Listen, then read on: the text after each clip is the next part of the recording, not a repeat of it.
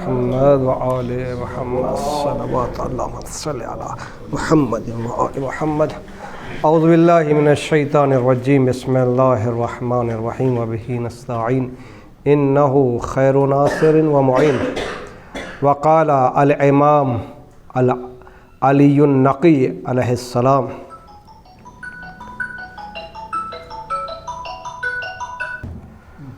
قال الامام علی النقی علیہ السلام: اتقوا اللہ وکونوا زینا ولا تکونوا شینا جروا الینا کل مودہ وادفعوا عنا کل قبیح. صلوات بر محمد وآل محمد. سب سے پہلے میں آج کی مناسبت ولادت باسعادت امام علی النقی علیہ السلام کی مبارکبادی پیش کرتا ہوں، اور اپنی طرف سے اور آپ لوگوں کی طرف سے ہمارے والی و وارث امام زمانہ اجر اللہ تعالیٰ فرجہ شریف کی خدمت میں تہنیت اور مبارکبادی پیش کرتے ہیں. امام علی النقی علیہ السلام کی زندگی کا اجمالی خاکہ. اسم مبارک علی، کنیت ابو الحسن، لقب ان کا بہت سارے ہیں جس میں مشہور جو ہیں نقی اور ہادی. والد بزرگوار امام محمد تقی علیہ السلام، والدہ ماجدہ جناب سمانہ خاتون. روز ولادت یوم جمعہ. تاریخ ولادت 5 رجب المرجب 214 ہجری. مقام ولادت سریہ ایک جگہ ہے جو مدینے کے قریب ایک گاؤں ہے جس کا نام سریہ ہے. اس جگہ پر امام نے ولادت. بادشاہ وقت جب امام کی ولادت ہوئی اس وقت جو ہے بادشاہ جو تھا وہ ہے مامون رشید. امام کی اولاد 5 ہیں. مدت عمر 40 سال. مدت امامت 34 سال تقریباً. روز شہادت بروز پیر منڈے. تاریخ شہادت 3 رجب المرجب 254 ہجری قمری. مقام شہادت سنمن رائے جسے ہم سامرہ کہتے ہیں، اس کا اصل جو ہے سرمن رائے. سبب شہادت معتزل باللہ عباسی نے زہر دلوایا تھا. اس وقت بادشاہ وقت معتزل باللہ عباسی. مقام قبر سرمن رائے سامرہ. یہ جو ہے امام علی النقی علیہ السلام کا اجمالی خاکہ ہے. ان چیزوں کو ان کے محب کو ضروری ہے کہ وہ یاد رکھیں، خاص کر تاریخ ولادت، تاریخ شہادت، والدین کا اسم گرامی. یہ تو انسان کو یاد ہونا چاہیے، اور کس نے زہر دیا تھا اور کس کے ذریعے سے زہر دیا تھا. بہت ہی مختصر وقت میں جس حدیث مبارکہ کی میں نے تلاوت کا شرف حاصل کیا ہے، یہ حدیث بھی امام علی النقی علیہ السلام کی حدیث ہے، جس میں امام اپنے شیعوں سے وصیت کر رہے ہیں. کیا وصیت کر رہے ہیں؟ سب سے پہلے اللہ سے ڈرو. اتقوا اللہ، اللہ سے ڈرو. جب انسان اللہ سے ڈرتا ہے، اللہ سے خوف کھاتا ہے، تو ہر برائی سے وہ دور بھاگتا ہے. ہر گناہ سے وہ بچنے کی کوشش کرتا ہے. کیوں؟ اسے معلوم ہے کون سے گناہ کی سزا کیا ہے، اگر ہم برائی کریں گے تو کیا ہوگا زندگی میں، کون سا گناہ ہمارے لیے جو ہے اللہ تعالیٰ کا عذاب نازل کرے گا. یہ سب چیزیں معلوم ہوتے ہیں. کیوں؟ اس لیے کہ یہ اللہ سے ڈرتا ہے. پہلی نصیحت امام کی، اللہ سے ڈرو. دوسری نصیحت ہمارے لیے زینت کا سبب بنو، بدنامی کا سبب نہ بنو. ہمارے لیے عزت کا سبب بنو، بدنامی کا سبب نہ بنو. یعنی ایسے افعال انجام دو کہ ان افعال کو دیکھ کر دوسرے لوگ کہنے لگے واقعاً یہ افعال گواہی دیتے ہیں کہ جن کو یہ ماننے والے ہیں ان سے اچھے افعال ان کے ہیں. ان کے کتنے اچھے افعال ہوں گے. ہمیں اپنے کردار سے لوگوں کے دلوں میں جگہ بسانا ہے. ہمارا کردار اتنا اچھا ہونا چاہیے کہ ہمارے کردار کو دیکھ کر کہیں کہ واقعاً یہ شیعان امام علی النقی ہے. باعث زینت بنو، باعث ذلت نہ بنو. ایسے کام نہ کرو جس کی وجہ سے نعوذ باللہ امام جو ہے بے عزتی ہو، امام کی بے عزتی ہو. ایسے افعال، ہمارے کردار کو اس طریقے سے گندا نہ بناؤ اپنے آپ کے کردار کو کہ ہمارے کردار کو دیکھ کر لوگ کہیں کہ یہ جب ان کا کردار ایسا گندا ہے تو نعوذ باللہ ان کے ماننے والے کیا ہوں گے. تو باعث ذلت نہ بنو بلکہ باعث عزت بنو، اور اپنے عمل سے، اپنے کام سے لوگوں کو ہماری طرف جلب کرو، کھینچو، اور ہر برائی کو ہم سے دور کرو. اللہ اکبر. جلب کرو یعنی انسان بعض وقت جو ہے جو لوگ اکثر و بیشتر شیعہ ہوتے ہیں وہ کتابیں پڑھ کے بھی بہت سارے ہوتے ہیں، بہت سارے اخلاق شیعہ دیکھ کر وہ شیعہ مذہب کو اختیار کرتے ہیں. یعنی اپنہارا اخلاق ایسا ہونا چاہیے کہ لوگ کہے یقیناً جو ہے یہ اہل بیت کے ماننے والے ہیں. جس طریقے سے میں نے پہلے بھی اشارہ کیا تھا، رسول خدا کے اوپر جو بڑھیا کوڑا کرکٹ ڈال رہی تھی، تب جب وہ بیمار پڑی تو رسول نے جو ہے اپنے اخلاق سے اس کے گھر گئے، اخلاق کو دکھایا، کچھ فروٹ لیا، کچھ میوے لیا اور گھر جا کر اس کی عیادت کی.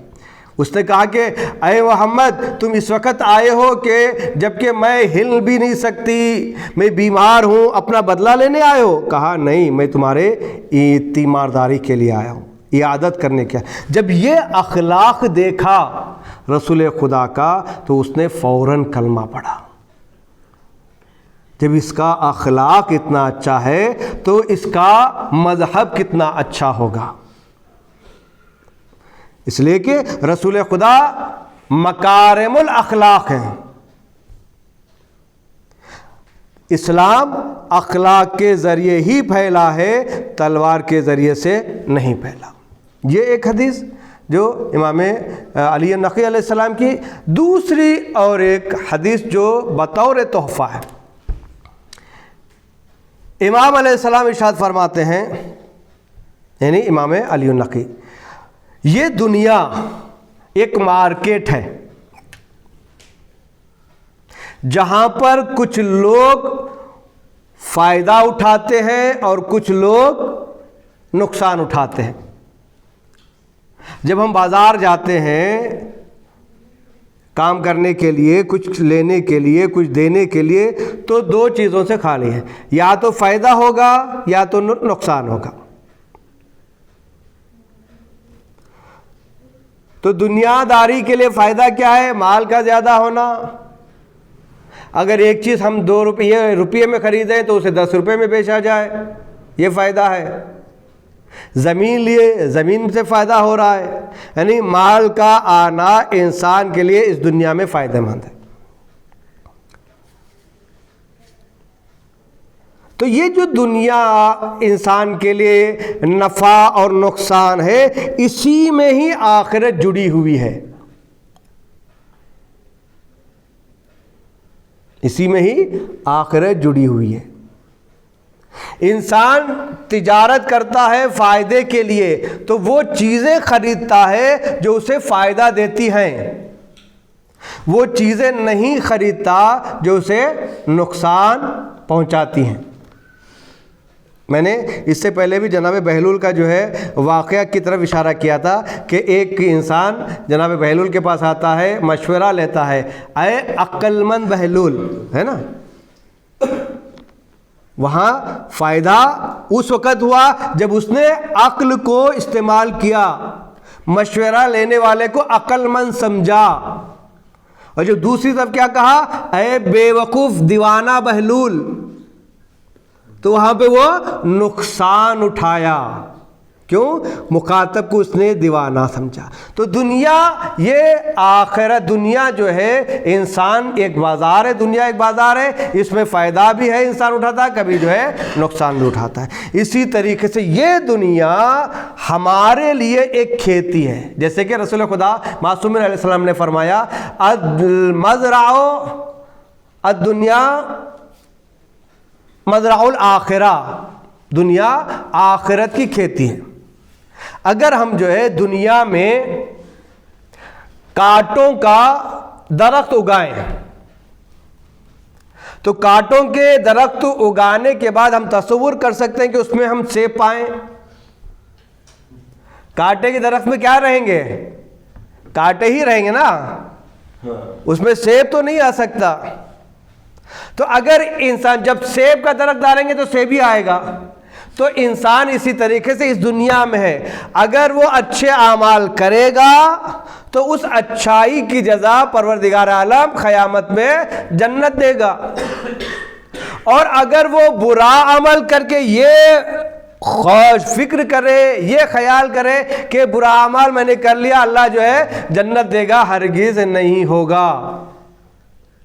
برے اعمال کے بدلے پروردگار عالم جنت نہیں جہنم عطا کرتا ہے۔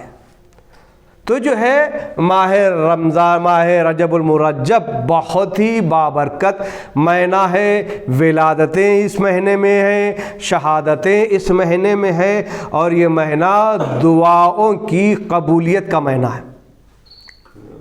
تو ایک جو ہے چونکہ دعا کا تذکرہ آ گیا ہے، ایک مختصر سی دعا ہے ماہ رجب کی مخصوص دعا، جو ہم جو ہے ہر جو ہے نماز کے بعد پڑھتے ہیں۔ ایک ہاتھ آخر میں ایک جو جملے ہیں جو اپنے داڑھی پہ ایک ہاتھ رکھ کے دوسرے ہاتھ سے انگلی پھیرتے ہیں، اس کا ترجمہ میں آپ لوگوں کو بتاتا ہوں، بہت ہی اچھا ترجمہ ہے۔ اگر من لگا کے اس کا ترجمہ ہے دعا کا ہے، یہ دعا کون سے؟ یا من ارجو ہو لکل خیر، اس کا ترجمہ ہے اے وہ ذات جس سے ہر بھلائی کی امید رکھتا ہوں، یعنی کس سے؟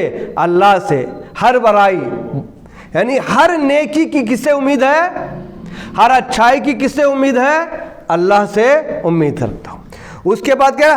ہر برائی کے وقت اس کے غضب سے امان چاہتا ہوں، بچنا چاہتا ہوں اس کے غضب سے، اس کے عذاب سے بچنا چاہتا ہوں۔ کب؟ ہر برائی کے وقت۔ اس کے بعد کہتے ہیں کہ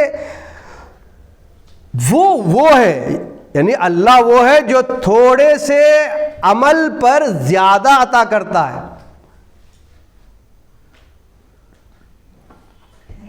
تھوڑے سے عمل پر زیادہ عطا کرتے ہیں۔ مثال کے طور پر رمضان میں بسم اللہ الرحمن الرحیم کی جو بھی تلاوت کرے تو ایک آیت کا ثواب پورے قرآن کے برابر دیتا ہے۔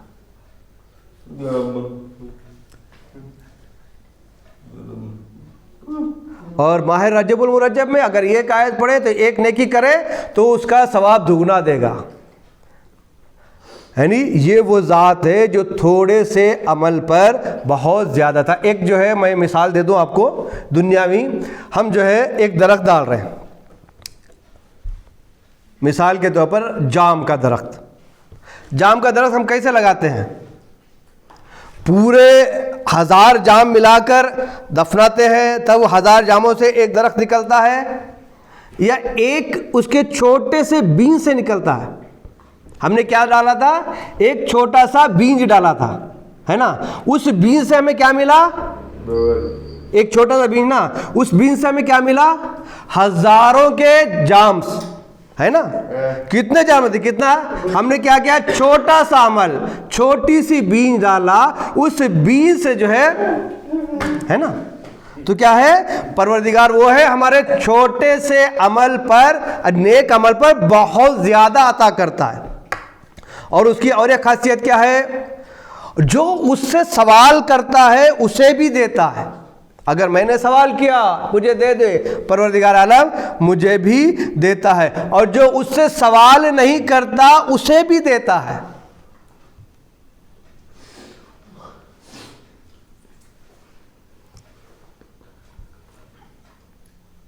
ہم کب سوال کرتے ہیں؟ جب ہم ایک چیز کو جانتے ہیں نا، ہم آپ کو جانتے ہیں تو آپ سے سوال کرتے ہیں، تو ہم اللہ کو پہچانتے ہیں، اللہ کو جانتے ہیں تو ہم اللہ کے سوال کریں۔ بہت سارے ایسے مذاہب ہیں جو اللہ کو نہیں مانتے، لیکن پھر بھی اللہ انہیں رزق عطا کر رہا ہے۔ اس کے بعد آگے بڑھ کر اس دعا میں کہہ رہے ہیں کہ جو اسے بھی دیتا ہے، جو اس سے سوال بھی نہیں کرتا اور اسے جانتا بھی نہیں، اس پر رحم اور کرم کرتا ہے۔ بس میرے اللہ مجھے میرے سوال پر دنیا اور آخرت کی تمام بھلائیاں عطا کر۔ اے اللہ میرے سوال پر تو جو ہے مجھے دنیا آخرت کی تمام نیکیاں، تمام بھلائیاں عطا کر، اور میرے طلب کرنے کی وجہ سے دنیا اور آخرت کی تمام تکلیفیں اور تمام مشکلات سے دور رکھ دے۔ ایک بھلائیاں دے دے اور ہماری تکلیفیں دور کر دے۔ اس کے بعد کہتا ہے کیونکہ تو جتنا عطا کرے تیرے یہاں کمی نہیں مل آتی۔ پروردگار عالم جتنا بھی عطا کر دے اس کے خزانے میں کمی نہیں آتی، اور اپنے ذات کریم سے مجھ پر اپنا کرم اور رحم فرما۔ اس کے بعد کیا ہے؟ اے صاحب، آخری والا جملہ جو ہم جو ہے ہاتھ رکھ کے پڑھتے ہیں اس کا ترجمہ ہے اے صاحب جلالت، اے صاحب بزرگی، اے نعمتوں اور بخشش کے مالک، نعمتیں بھی دے رہا ہے، ہمارے گناہوں کی بخشش بھی کر رہا ہے۔ اے صاحب احسان، میرے سفید بالوں کو جہنم کی آگ پر حرام قرار دے۔ یہ جو ہے ماہ رجب المرجب کی بہترین دعا ہے۔ تو آئیں ہم اسی کو پر ختم کرتے ہیں اور پروردگار عالم سے دعا کرتے ہیں کہ پروردگارہ تو یہ واسطہ اہل بیت اطہار کا، اس ماہ رجب المرجب کا، ولادت باسعادت امام علی النقی علیہ السلام کا، ہماری تمام شرعی دلی مرادوں کو پورا فرما۔ پروردگار جو مومنین پریشان ہیں ان کی پریشانی کو دور فرما، اور جو مومنین بیمار ہیں انہیں جلد از جلد صحت کاملہ و عاجلہ عطا فرما۔